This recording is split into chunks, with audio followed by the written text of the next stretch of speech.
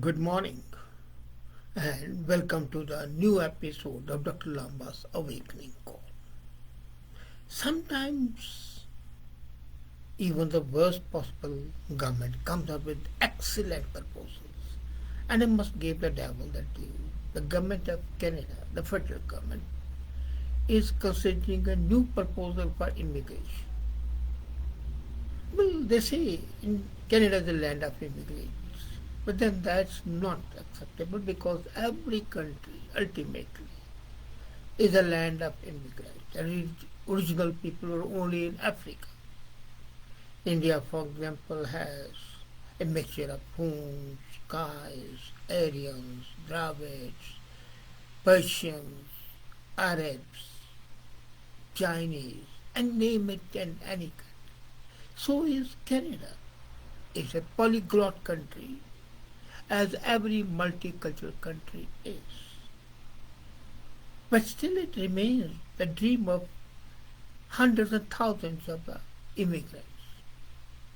And the new proposal is likely to be excellent considering that it's likely to give impetus for migration, but migration for investment. And that's what I like about it. Getting people only as refugees, as burdens on the society is not a welcome sight. Now, the lockdown and the travel restrictions during the past 2 years had a significant negative impact on registration of migrants. And that was, I think, gave a chance to the bureaucrats and the political leaders to rethink. And considering that we are in for a recession, is it desirable to bring those people who may not be liable or helpful in increasing the productivity and economy? So considering the global economy, considering the need of migration, what we need is a migration by investment and not by employment.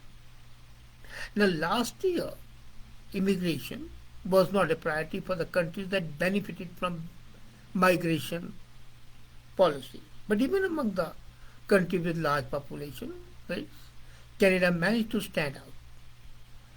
And that's desirable because Canadian economic recovery and long-term prosperity depends heavily on migration.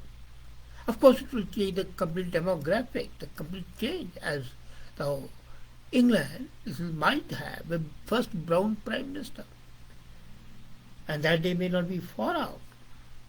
So the permanent residency through investment in Canada program, the proposal covers both the startup visa program and the self-employment visa program. So there are two programs.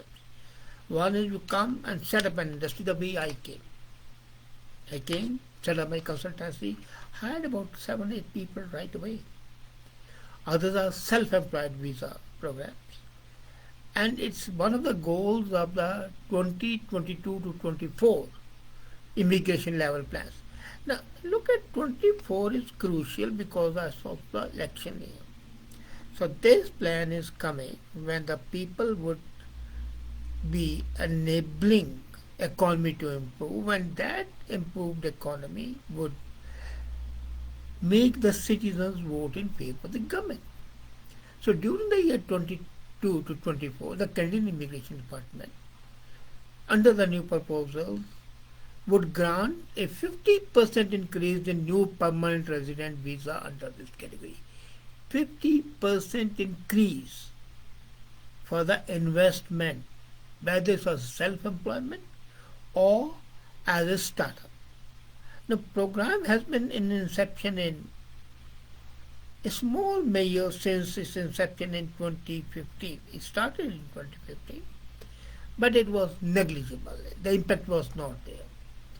And through immigration by investment program, like the immigrant investor program, startup visa program, residency by investment program, our successful applicant spouse and eligible dependent children may obtain a residency status. And according to the new immigration plan, immigrants would be accepted at the rate of 1% of Canada's population each year. So, as the population grows, the number of the immigrants will go up because it's going to be 1%. But the present proposal is that in 2022, this year, the residents, the permanent residents would number 431,645. So 431,000, you can say 432,000. And it will, next year, it will go to 447,055. And then it will go up by another 15,400 people in 2024. So there will be incremental increase every year because it's a percentage of one population. Now when the residents come, they become the residents, so they are counted in the census. Now there is no denying the fact that the Canada is becoming increasingly more appealing location for investment, and the reasons are, and by and large, is highly skilled labor force, though not as highly skilled as, for example, Australia is. The productivity of the Australian labor is 3 times more than the productivity of Canadian labor. If you want, I can discuss it in my comments next week. However, there is one thing in which you can say Canada tops, and that's the ease of doing business. In half an hour, you can register your company and start doing business.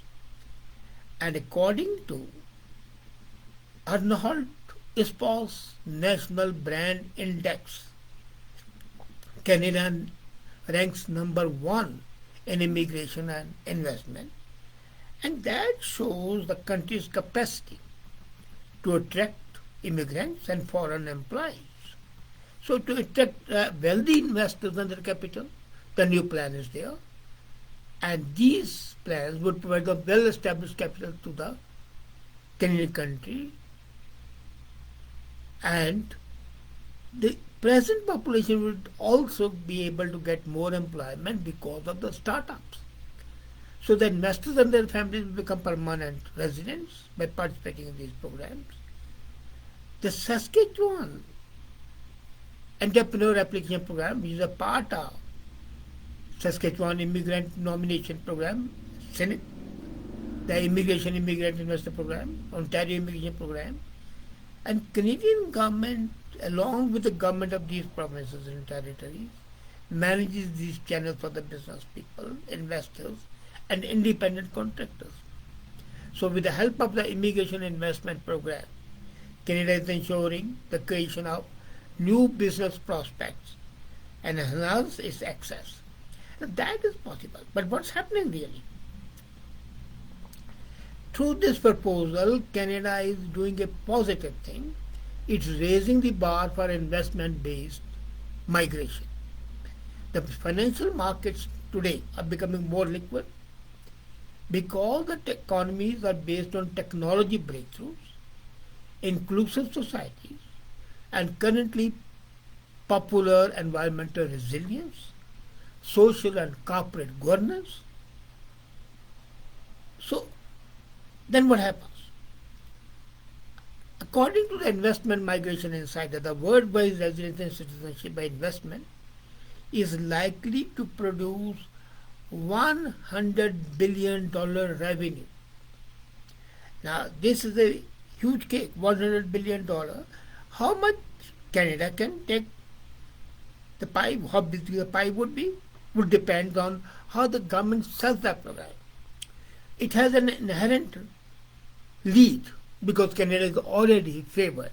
But the moment you are telling, okay, you will have to invest, then the numbers likely to dwindle. But given the climate, given the resilience, given the ease of the government, given the social order, given the corporation governance requirement, Canada can become a resilient alternative for investment bankers thanks to its competitive, flexible approach. And it will draw private wealth, money, and talent. And that's what you need. So this makes Canada desirable for business.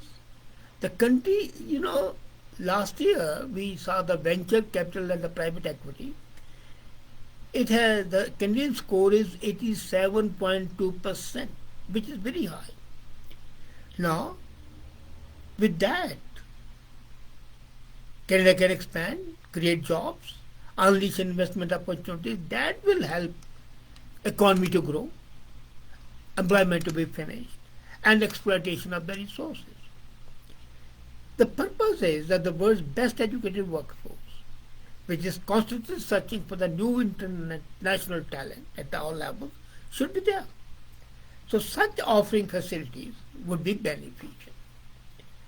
Now markets, what happens? The world's best educated force goes where the money is. Now money-wise, the Canadian salaries still are not at par with the salaries either in the Nordic countries or in USA. So salaries have got to go up. But then it's a catch-22 situation. Salaries goes up when the economy goes up. Economy goes up when the investment goes up. Now the investment for the past few years has not been going up. And it has been going up with very slow level. Now imagine, as a matter of fact, there are various ways in Canada could enhance its investment. For example, oil industry. Canada doesn't have any refinery except one in Sarnia. So why could they not tie up with good refineries and tell them to come here? And they would come because the oil is available and the refinery wouldn't be available. But you've got to give some incentive to do that. The new proposal is precisely that. It's giving incentives. Make an investment and this would be there. So the new investment proposal and then variable immigrants based on this proposal, 1% every year increasing, is definitely benefit. Now, country would benefit three ways. A, when the startups or the single solo investor comes, they'll bring with them the talent. They'll bring the fresh approach. They will bring new ideas. Innovation and the new ideas always come by exchange. If you remain a hidebound society where we are the best, as Canadians are in the habit of saying it, so you have to get over that. And these offerings, as envisaged in the new plan, facilitate migration through investment. And at the same time, there is another point to be made, which cannot be ignored. They make the migrants feel assured, the investor migrants, that they are safe in the market because of the resilience currency. The currency is going up. It's an excellent currency. Nobody can deny that the Canadian dollar is, though it varies between the US, but still looking at it, it's parity with the US dollar and with the euro. It is a pretty at high level. So the investors are sure that there's a resilient currency. Then there are backup plans. And there are other benefits as reducing the potential for other troubles and economic crisis. And country had done good job in facing the COVID pandemic. Businesses were helped. So that has sent positive vibes over the world to the investors that this is a country where your money would be safe. The returns would be better. And since the labor force is reasonably good, I wouldn't say this is the best labor force, but then it is reasonably good. But the most important is the governance and the ease of doing business. That will encourage the investors to come here. And then, in addition, what happens? There's almost a guarantee, but because of the surrounding environment and the social milieu, the investor migrant would have a guaranteed high standard of living And then the government policies in protecting the citizens from the financial shocks is a great buffer that supports the investor. They know that, okay, if something happens, the government would not leave them in the lurch. On the whole, I would say that this new proposal is an excellent proposal, possibly one of the finest proposals that has come from the Trudeau government in the last few years. And I appreciate the innovativeness, I appreciate the thought pattern, as well as the initiative taken by the Immigration Department, because they are seeking out new ways, A, to bring in more business, to bring in immigrants, and also simultaneously to bring in investment.